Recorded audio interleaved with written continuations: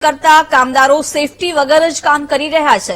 મનપા દાવો કરે છે કે કામદારો સેફટી સાથે કામ કરે છે, પરંતુ વિડીયોમાં સેફટી વગર જ કામ કરતા નજરે પડે છે કામદારો। જો કોઈ મોટી દુર્ઘટના બને તો જવાબદાર કોણ? મનપામાં કામ કરતા શ્રમિકો વગર હેલ્મેટના કામ કરી રહ્યા છે। કોન્ટ્રાક્ટર અથવા તો મનપાના કોઈ અધિકારી કેમ આ જોખમી રીતે થતા કામને લઈને કોઈ પગલાં નથી ભરી રહ્યા, તે પણ એક મોટો સવાલ છે। કોન્ટ્રાક્ટરની જવાબદારી શું? મનપાના અધિકારીઓ શું કરે છે? તમામ સવાલો અહીં ઉભા થઈ રહ્યા છે। વિડીયોમાં દેખાઈ રહ્યું છે કે કોઈ પણ પ્રકારના સેફટીના સાધનો વગર આ શ્રમિકો કલર કામ કરતા જોવા મળી રહ્યા છે। જો કોઈ દુર્ઘટના સર્જાય તો આની જવાબદારી કોણ લેશે? કોન્ટ્રાક્ટરની જવાબદારી શું છે? અધિકારીઓ શા માટે આ મામલે કોઈ પગલાં નથી લેતા, એ પણ સવાલ ઉભો થઈ રહ્યો છે। જોખમી રીતે આ તમામ શ્રમિકો કામ કરતા વિડીયોમાં દેખાઈ રહ્યા છે, કારણ કે કોઈ પણ પ્રકારના સેફટીના સાધનો નથી પહેરેલા કલરકામ કરતા શ્રમિકો છે। મહત્વનું છે કે ખાનગી બિલ્ડિંગમાં પણ એક શ્રમિકનું મૃત્યુ નીપજ્યું હતું અને હજુ પણ આ જ પ્રકારે જોખમી રીતે કામ થઈ રહ્યું છે, તેને લઈને પણ સવાલો ઉભા થઈ રહ્યા છે। સેફટીના નિયમોને નેવે મુકાયા છે, એ આ દ્રશ્યો પરથી ફલિત થાય છે। જોખમી રીતે કલરકામ કરવામાં આવી રહ્યું છે, જ્યાં એક શ્રમિક છે, જ્યાં કોઈ પણ પ્રકારના સેફટીના સાધનો વગર આ બિલ્ડિંગ પર દેખાઈ રહ્યો છે। જો કોઈ દુર્ઘટના સર્જાશે તો પછી જવાબદારી કોણ લેશે? પરંતુ શા માટે કોઈ દુર્ઘટનાની રાહ જોવામાં આવે છે? શા માટે પહેલેથી કોઈ વ્યવસ્થા નથી કરવામાં આવતી? ફાયર સેફટીના સાધનોનો અહીં સંપૂર્ણપણે અભાવ જોવા મળી રહ્યા છે। સેફટીના જે નિયમો છે તેને ઘોળીને પી જવામાં આવી રહ્યા છે। મનપાના અધિકારીઓ આ મામલે શું કરી રહ્યા છે? કોન્ટ્રાક્ટરની શું અહીં કોઈ જવાબદારી નથી? આ તમામ સવાલો વિડીયો જોયા બાદ ઉભા થઈ રહ્યા છે। આ પહેલા ખાનગી બિલ્ડિંગમાં પણ એક શ્રમિકનું આ જ પ્રકારે બેદરકારીને કારણે મોત નીપજ્યું હતું અને હજુ પણ આ ઘટના પરથી કોઈ શીખ નથી લેવામાં આવી।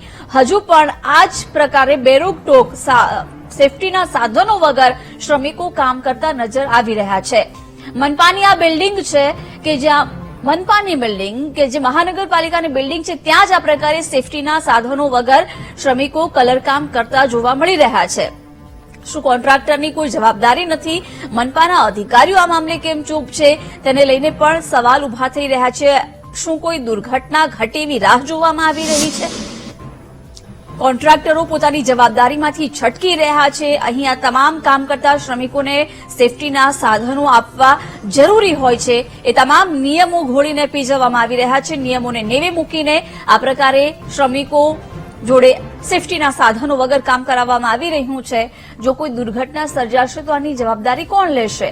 મહત્વનું છે કે જ્યાં એક ખાનગી બિલ્ડિંગમાં કામ કરતા શ્રમિકનું આ જ પ્રકારની બેદરકારીને કારણે મોત નીપજ્યું હતું, એક શ્રમિક ઇજાગ્રસ્ત થયો હતો, ત્યારે હવે જ્યારે મનપાની બિલ્ડિંગમાં જ આ પ્રકારે જોખમી રીતે કામ કરતા શ્રમિકો દેખાઈ રહ્યા છે, ત્યારે સ્વાભાવિક અનેક સવાલો પણ અહીં ઉભા થઈ રહ્યા છે કે સેફટીના નિયમોને પણ નેવે મૂકવામાં આવ્યા છે।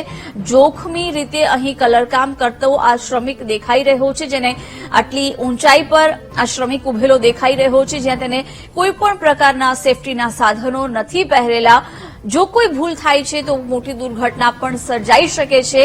એવામાં કોન્ટ્રાક્ટર પણ અહીં પોતાની જવાબદારીમાંથી છટકતો જોવા મળી રહ્યો છે। મનપાના અધિકારીઓ પણ શા માટે મૌન છે? કેમ કે આ મનપાની જ બિલ્ડિંગ છે કે જ્યાં આ પ્રકારે કોઈ પણ સેફટી વગરના સાધનો વગર શ્રમિક કામ કરી રહ્યા છે। તો શું આ બાબત મનપાને ધ્યાને હજુ સુધી નથી આવી? એ પણ એક મોટો સવાલ છે। વિગતો સાથે સંવાદદાતા શનિ જોડાયા છે। શનિ, ફાયરના સેફટીના સાધનો વગર આ પ્રકારે શ્રમિક છે કલરકામ કરતા દેખાઈ રહ્યા છે, શું વિગતો? જિજ્ઞાસા, જીતના વાત પ્રમાણે તો રાજકોટમાં જીતના બે કે 3 દિવસમાં જીતના એક શ્રમિકનું જે શોટ લાગતા મોત થયું છે, જે બિલ્ડિંગનું કામ કરી રહ્યો હતો।